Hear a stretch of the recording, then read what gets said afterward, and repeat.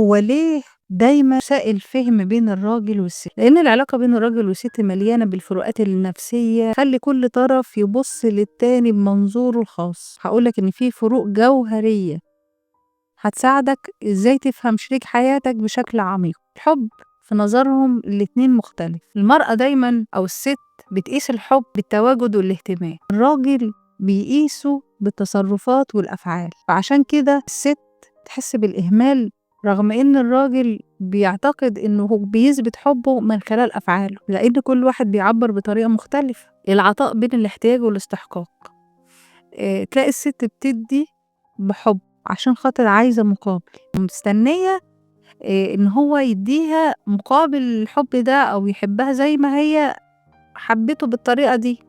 بس الراجل بيحب يدّي لمّا بيحس إن هو عايز يدّي أو إن الطرف اللي قدّامه يستحق إن هو يدّي له، هي مش فاهمة ده، بتتفاعل مع أقل لمسة اهتمام، لكن الراجل بيبقى دايمًا محتاج دافع كده قوي أوي، حاجة كبيرة أوي تحرّكه عشان خاطر إيه، يحس كده إن هو إيه، بيدّي فعلًا.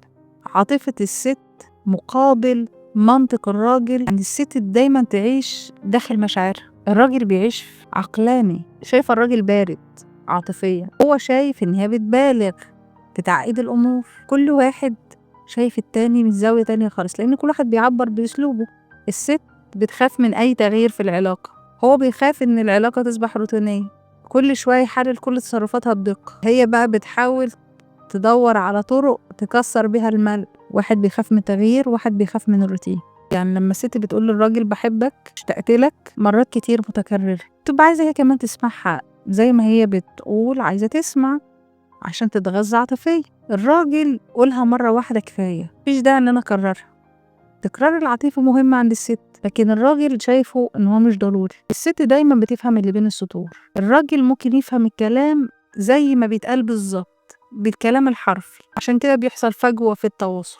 الست بتحتاج الكلام عن المشكلة عشان تخفف توترها وقلقها وتطمنها.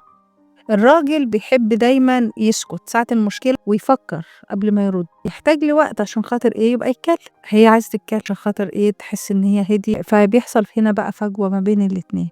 ففي فروقات كتير أوي، أوي بين علاقاتنا سواء الراجل أو الست، لو فهمنا الفروقات دي العلاقات هتبقى أكثر سلاسة ووضوح. أنت شُفت نَفْسك بقى فين في النُقط اللي أنا قُلت عليها دي؟ يرُد عليّا في التعليقات. أشوفكم على خير والسلام عليكم ورحمة الله وبركاته.